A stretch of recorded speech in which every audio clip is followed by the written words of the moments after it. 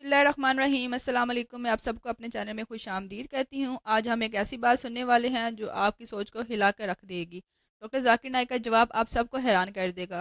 क्या आप तैयार हैं वो दलील सुनने के लिए जिसके हज़ारों लोगों की ज़िंदगी, हज़ार लोगों की सोच को बदल कर रख दिया? डॉक्टर जाकिर नाइक के जवाब ने सबको हैरान और परेशान कर दिया।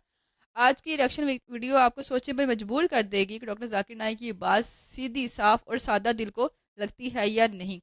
वीडियो को सुनने से पहले या चैनल की तरफ जाने से पहले मेरी आपसे दरख्वास्त है कि वीडियो को लाइक कर लें, ठीक है, और चैनल को सब्सक्राइब करना मत भूलिएगा।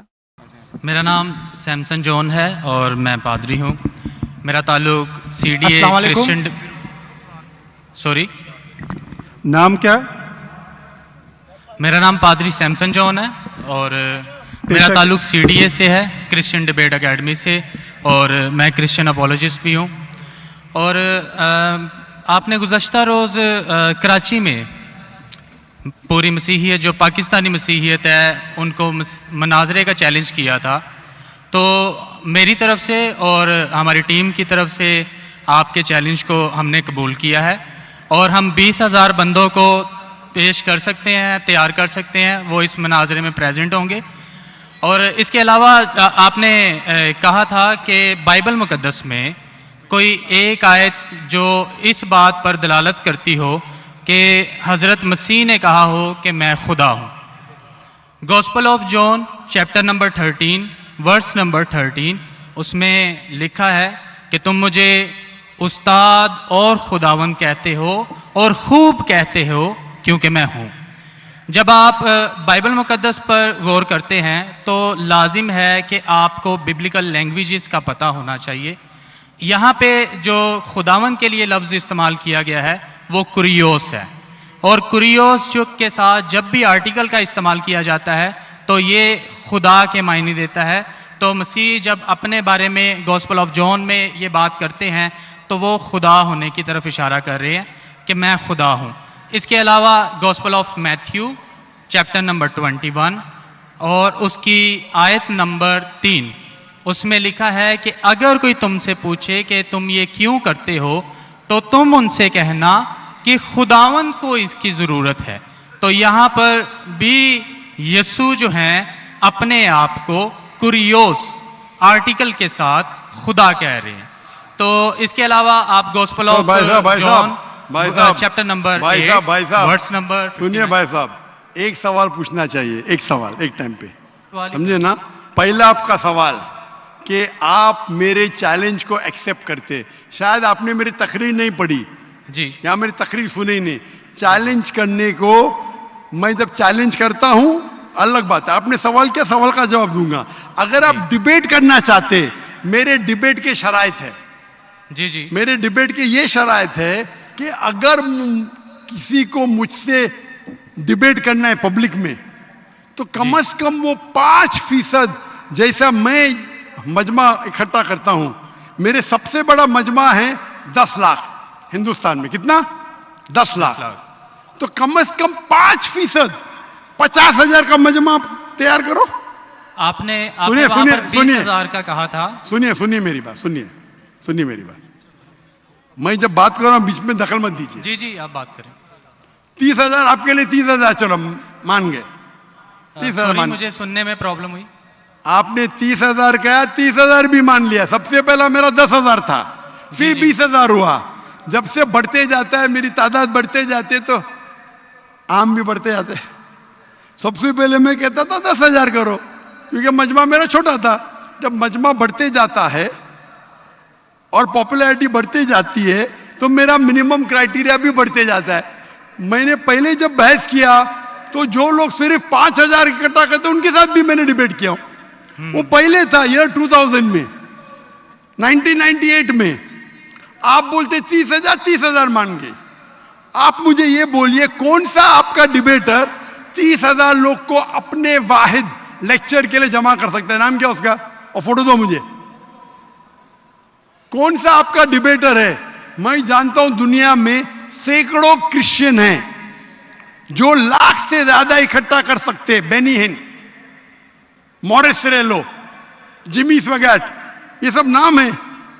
आपका कौन सा आदमी है जो 30,000 इकट्ठा कर सकता है, नाम क्या उसका और सबूत पेश करो। हम यहाँ पर जो है क्रिश्चियन डिबेट एकेडमी की तरफ से मैं कह रहा हूँ कि हमारी जो ऑर्गेनाइजेशन है वो 20,000 लोगों का इंतजाम अरे करेगी भाई अगर हम डिबेट करना चाहते हैं, क्योंकि आपने आपके कोई मुकर्रिर ने जो डिबेट जी, करना चाहता है, पादरी शफीक कमल और मैं पादरी सैमसन जॉन जो है, तो पादरी सैमसन जॉन जिंदगी में कभी भी 30,000 लोग को खिताब किए अकेला, कॉन्फ्रेंस की बात नहीं कर रहा हूं, अकेला कब किए, तारीख बोलिए और सबूत पेश किए, जो अकेला। सुनिए मेरी चर्च में सुनिए मेरी बात, चर्च की बात नहीं कर रहा हूं, पब्लिक के खिताब की बात कर रहा हूं। आप पर, अगर नमाज पढ़ाएंगे 1 लाख लोग को, बोलेंगे 1 लाख को खिताब किया जुम्मे खुतबे के लिए, वो सही नहीं है। वो अगर चर्च में आ रहे तो अल्लाह की इबादत करने आ रहे, सैमसन जॉन की तकरीर सुनने के लिए नहीं। कौन शख्स कहेगा क्या मैंने खिताब किया एक बड़े मस्जिद में जिसका लाख का मजमा है, वो दलील नहीं है कि लाख उसके लिए है, वो लाख लोग अल्लाह की इबादत करने के लिए है। आप समझ रहे, खिताब मतलब ग्राउंड पे होना चाहिए, ऑडिटोरियम में होना चाहिए, चर्च के अंदर नहीं। आप इतना भी नहीं जानते, क्या डिबेट करेंगे? मैं आपको बताता हूं। सुनिए मेरी बात, मॉरिस का नाम सुने आपने, जिमी वगैरह का नाम सुने, बेनिन का नाम सुने, ये सब दुनिया में मशहूर मुकर्रिर है, टेलीवेंजलिस्ट है, ये तकरीर करते हैं, लाख लोग, 2 लाख लोग, 3 लाख लोग, 5 लाख लोग। श्री रविशंकर नाम सुने? जी। रामदेव बाबा नाम सुने? जी। अभी आपके सैमसंग जॉन क्या, तो अकेला करना चाहिए, अकेला, चर्च के अंदर नहीं। आपने जब सुनिए मेरी बात ना, आप सुनिए जी, ये आप मेरे टीम को प्रूफ दीजिए, कौन से तारीख को आप बोल सकते, कौन से तारीख को आपके पास्टर सैमसन ने कौन से मैदान में तकरीर की जहां 30,000 लोग थे, आप बोल सकते? मैं हाँ के नहीं? एक बात कहना चाहता हूं। बात नहीं सुनने का है मुझे आपकी, मैं पूछना चाहता हूं, आप तारीख बोलिए, वक्त बोलिए, वेन्यू बोलिए और साबित कीजिए सबूत के साथ। कर सकते क्या नहीं? हाँ क्या नहीं? चर्च में नहीं कर सकते क्या नहीं? हम प्रीस्ट जो है वो तो चर्च में ही जो है गलत है, सरमन करेगा। मैं क्या मस्जिद में आज कर रहा हूं, मैं जब बाहर मैदान में करता हूं, चर्च में लोग ईश्वर की इबादत करने आते, उसके नाम पे बोले मैंने इकट्ठा किया, ये वैलिड नहीं है। आप समझ रहे, ये वैलिड नहीं है। वो शख्स जब बाहर तकरीर करता है और बाहर लोग आते तो सबूत है कि उसके वजह से है। चर्च में तो लोग इबादत करने आ रहे, ये वैलिड है ही नहीं। तो हमारे मस्जिद के अंदर, हमारे मस्जिद में तो लाखों लोग आते ना, यहां भी बादशाह मस्जिद में लाख आते, आप जाएंगे इस्लामाबाद में 3 लाख आते, तो वहां का खतीब थोड़ी कह सकेगा क्या 3 लाख मेरे लिए है। वो 3 लाख है नमाज पढ़ने के लिए। अभी ज्यादा वक्त बहस मत, वेस्ट मत कीजिए, इतना बड़ा मजबा है, वक्त अभी 1:20 है, बराबर ना?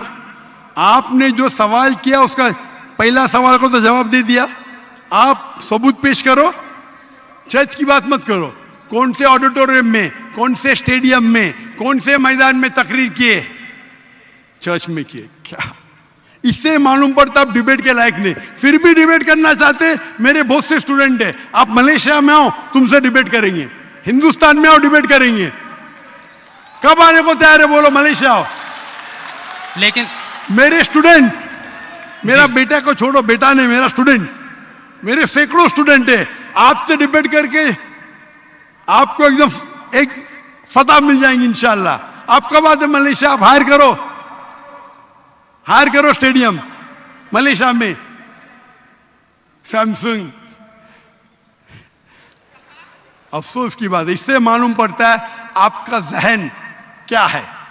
आपने सुनिए, आपका वक्त खत्म हो गया अभी, समझे ना?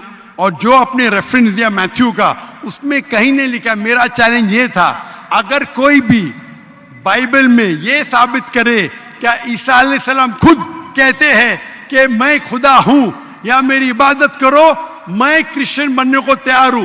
दोनों रेफरेंस में कहीं भी नहीं लिखा था कि ईसा अलैहिस्सलाम कहते मैं खुदा हूं। आपका रेफरेंस में किधर नहीं था, मैं गौर से सुन रहा था, ना मैथ्यू में था ना जॉन में था। आपके रेफरेंस में आप बोल रहे थे ये इसके माननी ये होती है। मेरा साफ कहता unequivocal statement, unambiguous statement where Jesus Christ himself says, I am God, or where he says worship me.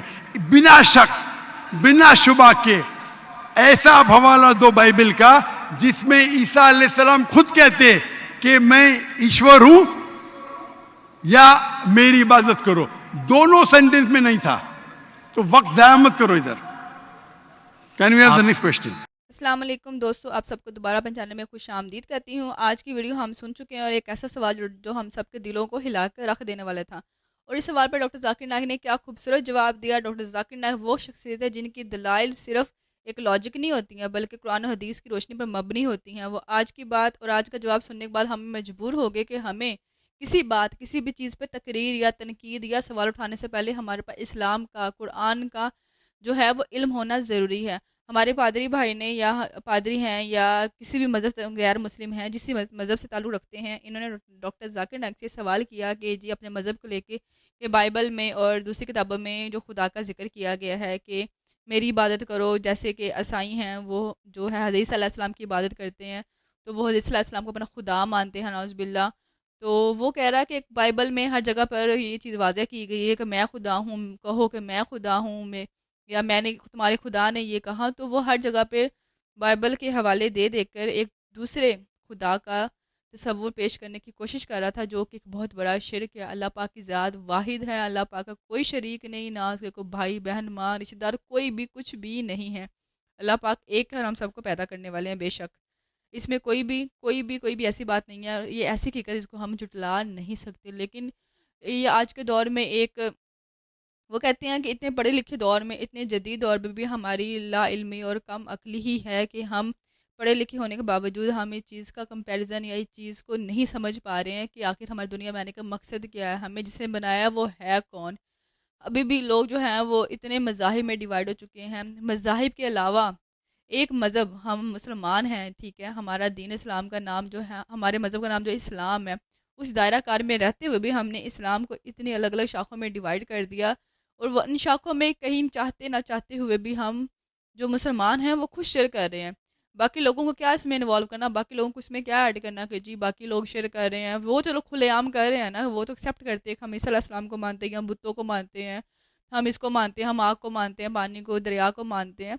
लेकिन जो हम मुसलमान हैं, जो हम पक्के मुसलमान खुद को कहते हैं, ये मुसलमान खुदा को मानते हैं लेकिन फिर भी ऐसी जगहों पर शिरक कर रहे हैं जहाँ इन्हें पता ही नहीं चलता हम शिरक कर रहे हैं। सबसे बड़ी मिसाल मैं हमारे शिया हजरात, अगर कोई हैं माजरत के साथ सुन रहे हैं, तो सबसे बड़ी मिसाल हमारे शिया हजरात की है, जो कि शिया जो मज़हब से ताल्लुक़ रखते हैं, वो अपने मज़हब में बड़े पक्के और बड़े पुख्ता हैं। वो एक खुदा को मानते हैं कि हमारा उनका खुदा एक है, लेकिन उसके अलावा वो बहुत से शिरक करते हैं, बहुत जगह पे वो कंपैरिजन करते हैं। वो मांगते वक्त इमाम हसन इमाम हुसैन से मांगते हैं, ठीक है। तो इमाम हसन हुसैन से मांगना मतलब ये कोई जवाज़ नहीं। अल्लाह पाक ने हमें पैदा किया, हम अल्लाह पाक से मांगे, हम किसी के आगे हाथ क्यों फैलाएं? हमें तो हुक्म ही नहीं किसी के आगे हाथ फैलाना, किसी के आगे सजदा भी करना। हज़रत मोहम्मद सल्लल्लाहु अलैहि वसल्लम हमारी इतनी अजीम हस्ती, ठीक है, जिसके अल्लाह पाक ने पूरी दुनिया बना दी, हमें तो उनके आगे भी सजदा करने का हुक्म दिया ही नहीं गया, तो लोग कैसे किसी और जगह पे जाके सजदा करके किसी और से कैसे मांग सकते हैं? ठीक है, ये होते हैं छोटे छोटे शिरक। या जैसे लोग दरबारों पे जाते हैं, पीरी फ़कीरी या मुरीदी जो भी सिलसिलाकार होता है उसमें लोग पड़े हुए हैं उस फ़िरके में, और दरबारों में जाके लोग सजदे कर रहे होते हैं और नजराने पेश कर रहे होते हैं और उनसे दुआएं मांग रहे होते हैं, तो ये भी एक शिरक ही है और बहुत बड़ा शिरक है। अल्लाह पाक के अलावा किसी से आगे हम सजदा कर ही नहीं सकते, हम झुक ही नहीं सकते, ठीक है। हम किसी का झुक के सलाम भी नहीं कर सकते हैं। हमें इज़्ज़त और तहज़ीब और रिस्पेक्ट के दायरे में रहते हुए भी हमें एक लिमिट बताई गई है, तो हम कैसे किसी के आगे सजदा रेज़ होकर रुकू में सजू में जाकर हम उसे कोई चीज़ मांग सकते हैं? तो हम बहुत से शिरक कर रहे हैं। तो हमारे सबसे पहले तो हमें किसी पे तनकीद करने से पहले अपना आप ठीक करना चाहिए, हमें खुद को बेहतर करना चाहिए, खुद के बारे में सोचना चाहिए कि हम मुसलमान हैं, आया तो हमारा मकसद क्या है, हमें किसकी बात करनी है। ये सुन्नी, ये शिया, ये वहाबी और बहुत से अलग अलग फ़िरके हमने मुसलमानों ने खुद ही बनाए हुए हैं। यानी कि एक मुसलमान होते हुए, मज़हब इस्लाम होते हुए उसकी ऐसी शाखें बना दी, ऐसी ब्रांचेस बन चुकी हुई हैं कि उसके अंदर भी शिरक पैदा हो चुका हुआ है। तो पहले हमें शिरक ख़त्म करना चाहिए। उसके बाद जो लोग खुल्लम खुल्ला बयान कर रहे हैं कि जी मैं हज़रत सल्लल्लाहु को मानता हूँ या बुतों को मानता हूँ, तो वो तो एक अलग ही मसला रहेगा ना। चलो वो लोग शिरक कर रहे हैं लेकिन चीज़ हाईलाइट तो कर रहे हैं ना, हम लोग चीज़ हाईलाइट भी नहीं कर रहे, पर्दे में रह के शिरक कर रहे हैं। तो हमें पहले अपनी इस्लाह करनी चाहिए, उसके बाद लोगों की इस्लाह करनी चाहिए। डॉक्टर जाकिर नाइक से पादरी भाई ने बहुत अच्छा सवाल किया, लेकिन डॉक्टर जाकिर नाइक थोड़े जज्बाती हो गए हैं। उन्होंने वीडियो में बजाय उनका आंसर देने के उन्होंने उसके ऊपर थोड़ी तनकीद की, थोड़ी सख्ती की है। इनकी थोड़ी बात ये थोड़ी मुझे रूड लगती है हमेशा, कि वो अगले बंदे की बात को पूरा नहीं सुनते, बहुत जल्दी फैसला कर देते हैं और अगले बंदे को बोलने का मौका नहीं देते। वो भाई कंपैरिजन कर रहे थे चीज़ों का और एंड पे वो अपना सवाल कुछ और करना चाह रहे थे। वो सवाल पूछना चाह रहे थे कि अगर खुदा वो है तो फिर ऊपर वाला खुदा कौन है। लेकिन डॉक्टर जाकिर नाइक हैं वो डिबेट की बातों की तरफ लेके चले गए, उन्हें बात करने का मौका नहीं दिया गया। तो डॉक्टर जाकिर नाइक से मेरी भी दरख्वास्त है कि जी जब भी तकरीर में किसी मजमे में जाएँ तो अगले बंदे को देखो प्रॉपर सुन लें, उसकी बात को समझ लें, उसके बाद उसकी बात को टोक के बता दें कि मैं इतने परसेंट तुम्हारा आंसर दूंगा, इतने परसेंट क्वेश्चन का आंसर नहीं दूंगा, क्योंकि ये सेकंड बात स्टार्ट हो गई है। क्योंकि क्वेश्चन आंसर में सिर्फ एक क्वेश्चन का आंसर देना अलाउ होता है उन्हें, तो यानी कि वो सिर्फ एक क्वेश्चन का आंसर ही देते हैं। तो जब आप उनकी पूरी बात सुन लें, उसको डिवाइड करें क्वेश्चन में, उनमें से क्वेश्चन को माइनस कर दें और एक क्वेश्चन का आंसर करें, इस तरह किसी की तजरीर करना भी कुछ मुनासिब नहीं लगता है। खैर फिर भी डॉक्टर जाकिर नाइक एक अजीम हस्ती हैं। अल्लाह पाक इस तरह उनके हौसलों को बुलंद रखे। उन्होंने दुनिया के लाखों करोड़ों मुसलमानों को जो है नॉन मुस्लिम को उन्हें मुसलमान किया है, बहुत से लोगों को इस्लाम के रास्ते पर लेकर आए हैं, बहुत से लोगों के दीन को मजबूत कर दिया है। वो इतने अजीम इंसान हैं। तो उनके लिए मेरी नेक दुआएं हैं। और आज की वीडियो के बारे में अगर आपका कोई भी कमेंट है, कोई भी बात है, तो कमेंट में लाजमी बताइएगा। वीडियो अच्छी लगी हो तो वीडियो को लाजमी शेयर करें, चैनल को प्लीज़ सब्सक्राइब कर दें ताकि हर नई आने वाली वीडियो सबसे पहले आपको मिलते रहे। मुझे दें इजाज़त, फिर मिलेंगे अगली वीडियो में। अल्लाह हाफिज़।